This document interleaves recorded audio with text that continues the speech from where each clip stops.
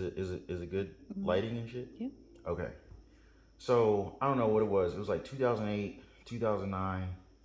I had been trading since I don't know. I was like 20, and it took me 8 years to figure this shit out. You know, all these books, technical analysis, and I'm not saying like none of that is useful information, but I cannot tell you how many hours, it has to be literally thousands of hours that I spent trying to figure this thing out, right? And, uh, from 2000 till probably 2008, 2009, day trading, trading this, trading that, this tip, that tip, sign up for these different services and stuff like that, right? Uh, Freaking small library of trading books, investing books, and they're good. But I personally realized that I'm not a trader. I had some good trades, had a lot of bad trades. I probably had about equal because it's funny because you do your taxes and you have to um, basically list, a spreadsheet or whatever, all of the trades you did for the year, right? And I remember a couple of years, maybe the final years of me trading before I decided to, stop trading. I was like, yo, like I traded millions of dollars in a year. Now, I didn't have millions of dollars, but I did trade millions of dollars just because of the number of trade transactions I did throughout the year, right? So, I mean, if you just think about it, if you had $10,000 and like every trade was $10,000, you only have to do what, $1,000, $10,000 trades, and now you have $1 million worth of trades, right? But anyway, but the point was, I was like, yo, and at the time, they didn't have free brokerages like they have now. Every brokerage I was using and that was available was charging some fee. And those fees were eating me up. And now that I think about it, if it weren't for the fees, I actually would have been profitable, right? But so basically, the cheapest broker I was working with was $5, right? But when I first started trading back in like 2000, I think it was like Ameritrade at the time. It was like 19.99 a trade. So you're literally paying $20. First, but can you Shoot. reiterate to me the back of it? So you're literally paying $20 to buy the stocks, and you pay another $20 to sell the stocks. So you have to make at least $40 on your trade just to The heck? just to break even, right? So, um, but anyway, so my point is this: like, by the end of the day, by the end of the year, we added up all the transactions. 'Cause you got to figure out how much money do you owe taxes on, right? So you got to figure out, well, what's your profit or your loss, right? So after doing all that, I was like, dang, like I added up all the fees, like I forget how much in fees I was spending on in a year, but it was thousands of dollars in fees because of all these trades I would trade 10, 20 trades a day while I'm at work. So every time you did that, that was what, $20? If I was trading with Ameritrade at the time, it was $40 because by the time you bought and sold, that's $40 because you don't profit till you sell. Mm. So a round trip was $40, right? I think at one point I was trading enough where E Trade lowered my commissions down from whatever it was. They gave me some better rate. It was like maybe $8, right? But for most people, it was more like 12. But the point is at the end of the year, I ended up losing money on the last couple of years. However, when you subtracted how much money I spent in fees, I would have actually made several thousands of dollars. So I was like, wow, I guess I wasn't that bad of a trader, but I couldn't cover my fees. And so it was the fees. It's like when you're trading, when you have fees, you start off in the red. You don't even start off break even, Like it costs you just to engage in the trade. So you automatically have to make up for that and you have to make up for when you get out of it, right? So think about it this way.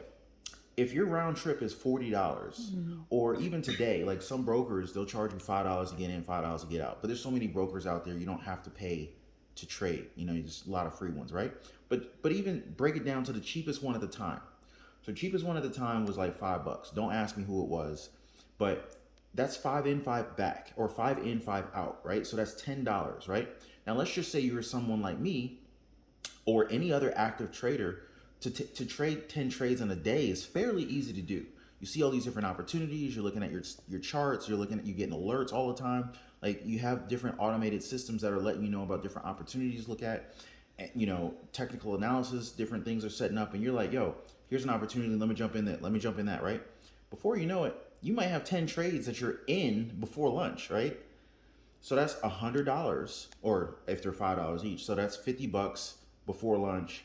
Let's say you exited all your trades before the market closed at 4 o'clock. That's another 10 trades at $5 each. That's another $50.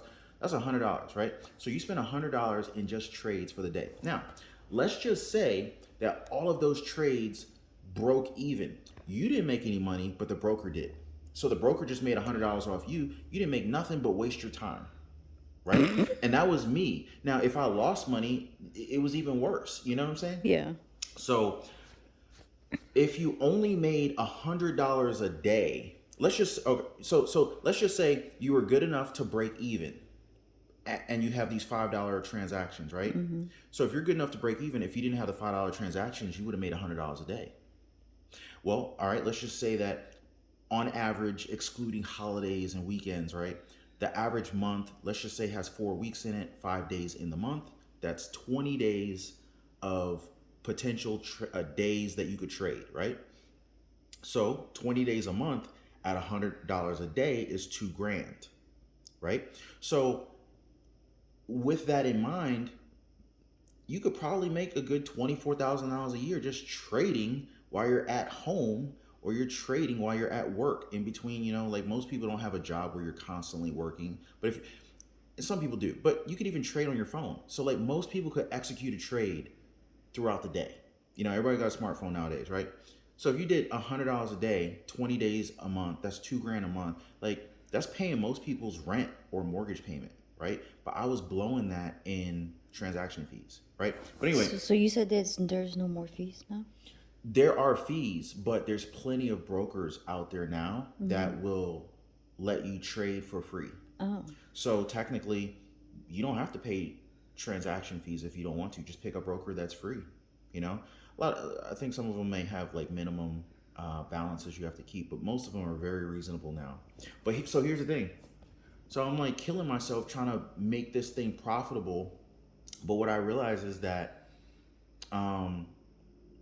statistically, most people can't do it. I mean, there's plenty of statistics out there that show that most day traders are losing money. And there's a very small fraction of day traders that are profitable.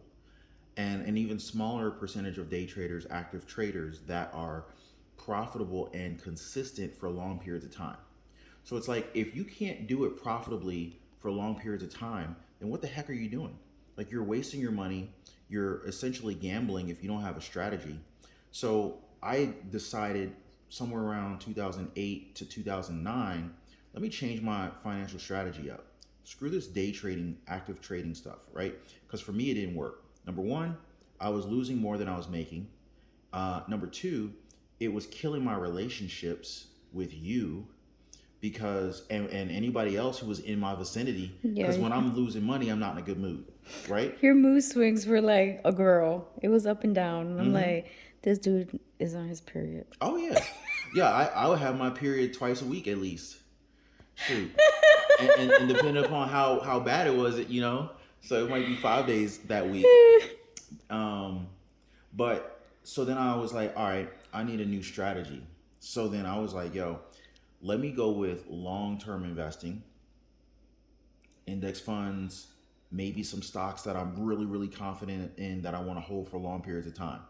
And let me just set up some consistent dollar cost average strategy and just invest a certain amount every month and work on increasing that somehow. So I did that, coupled with debt elimination strategies, getting rid of high interest debt, paying off all my credit cards, paying off the cars. And then I started working on paying off the house. And then I started thinking to myself, after doing this for a couple of years, because it wasn't overnight, but after seeing massive progress, I was focusing on increasing my income, because it was like, all right, I'm not going to trade anymore. And it was almost an addiction. And some people have to really come to grips with that, because some people who are trading don't realize that they're gambling, and They don't know that they're gambling because they're not in Vegas, they're not in a casino. But the habit and the action of what you're doing can be synonymous with gambling. So you got to be real careful with that because you can ruin yourself and your family financially if you don't know what you're doing. So I always want to tell people that. But from the point at which I decided, I'm just going to focus on making more money, um, increasing my skills, boosting my value in the marketplace so I could demand higher paying jobs. I'll have more money to invest, and I'll just be able to increase how much I'm investing passively and let the market do the work. I'm over here killing myself, doing more work, paying more taxes, and taking losses when I was like, when I could just instead do less work, take on less risk, make money, and lower my taxes by doing what I was doing. So I did that from '08 till today. Was it 2021? So that's what, 13 years? Massive difference in my bottom line by doing that, right? And I mean, I'm not changing my strategy. It's been working. I don't see why it wouldn't continue to work. And I reduced my stress level. All this extra anxiety from trading and losing money to I'm just gonna almost ignore the market entirely, focus on the things I can control, which are boosting my own, reinvesting it in myself, right? Building businesses, creating businesses, and buying assets that you can control the value and you can manipulate the value and profitability of the businesses that you own. So for me, that's a better route than active trading, day trading. But anyway, I just wanted to share that with you guys. Um, it's funny. I was just literally sitting here just talking, and I was like, "Yo, let me share this video, or let me make a video out of this." Right? So this is totally unscripted. I don't even know what I'm gonna title this thing, but anyway, if you guys want to hear more about whatever the heck I'm talking about here, investing, building your net worth, creating online businesses, starting side hustles that can actually turn into businesses and enterprises that are scalable, definitely hit your boy up in the comments down below. Like this video if you liked it. Share this video with someone who you feel could benefit from the information that I just shared. Subscribe to the channel. I will see you guys on the next one. Take care.